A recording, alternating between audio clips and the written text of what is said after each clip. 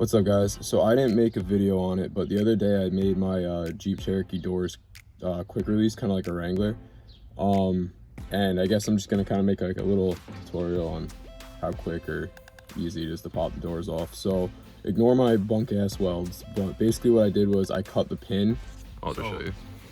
The pin, there's usually two pins, like the main pin right here that keeps the door in the hinge, and then the door stopper. I cut the stopper way up there. I don't know if you can see it. And then this pin I cut here, and the same down here. I cut right there, so the door just pops right on. Like it, if I lift up on it, it'll move, see? So to get the doors off, you gotta pop these pins out. Once you get that pin out, the dome light has to come out, the dome light sensor, whatever you want to call it. And then this kick panel on this side and on the other side has to come out. I never put the screws back in, and I'm probably not going to, so this piece right here just kind of pulls out. I just slide it forward and kind of just shimmy it out.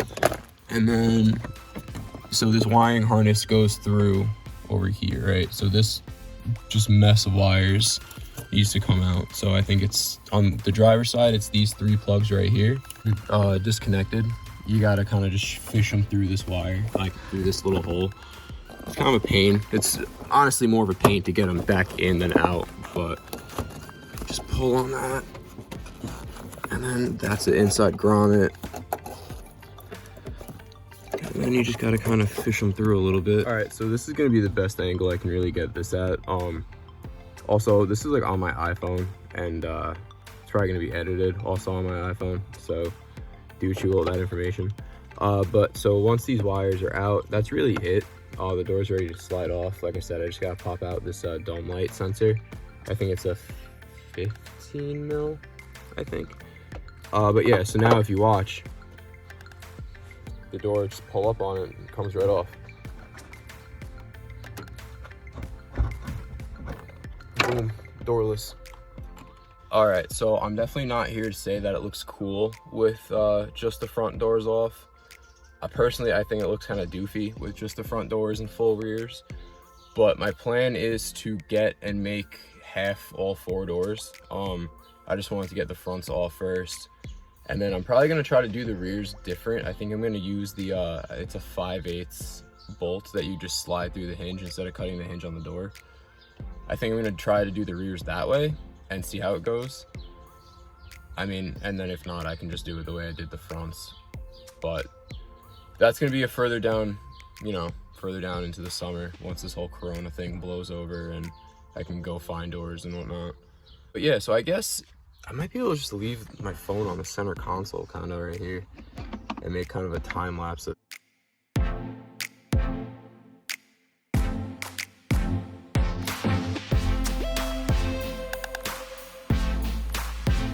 So I don't know how well you can really see, but on the passenger door, there's 4 plugs. They're kind of a pain in the balls to get to. There's this one. All right, hold on, I gotta see if you can see them on the camera. There's this white one right there at the top of the screen. So really, once you do that, they really pop right off. I just tuck these the light bulb, the dome light plug, I just tuck it in there because I don't want to try to have to fish them out. And then, yeah, so these are the mirrors that I made. They were at Advance for $11 if my phone would focus. I kind of just had old drum legs laying around, so I cut and kind of just made a bracket out of them and welded them. It's not pretty, but I mean, it gets the job done. So I just zip tie them down because they just slide right in and out. So yeah, that's the Cherokee. So just a little backstory. My Cherokee, it's a 2000 with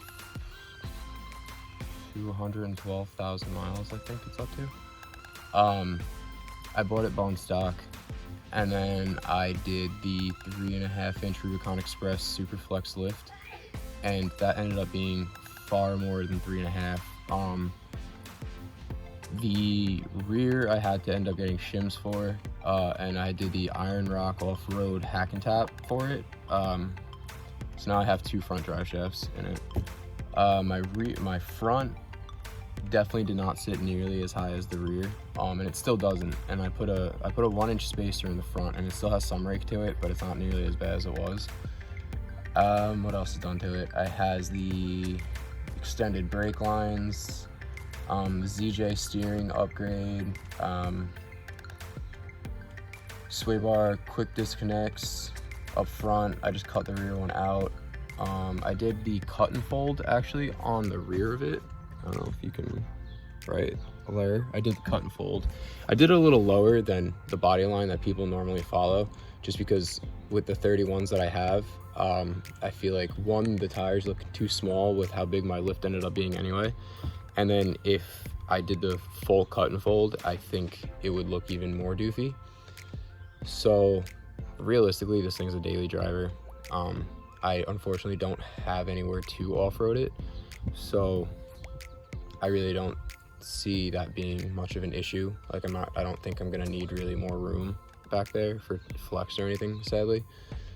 But yeah, I mean, I don't think there's anything I'm really missing about it. That's just kind of like the plan. So now my doors pop right on and off.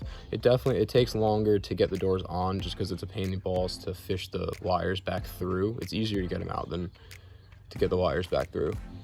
But yeah, all in all, it was probably 2 days worth of work to get the doors sitting pretty good. The passenger door doesn't hang at all.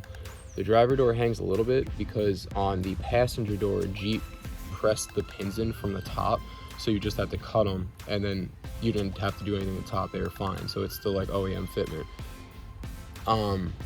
The driver's side, for some reason, they pressed the pins in from the bottom, so you had to cut it and then hammer them out and then repress them in the top. But mine got a little fucked up, so I couldn't do that, so I had to very kind of not nicely weld them in place. But yeah, so my driver door only sags maybe 1/8 of an inch, maybe 1/4 of an inch. My passenger door doesn't sag at all. It downpoured last night, and I mean, it didn't leak, so that's a win for me, I guess. That was my biggest concern. Yeah, so thanks for watching, guys. I hope to eventually start making more of these videos, so we'll see how it goes. All right, stay safe, guys. Enjoy your day.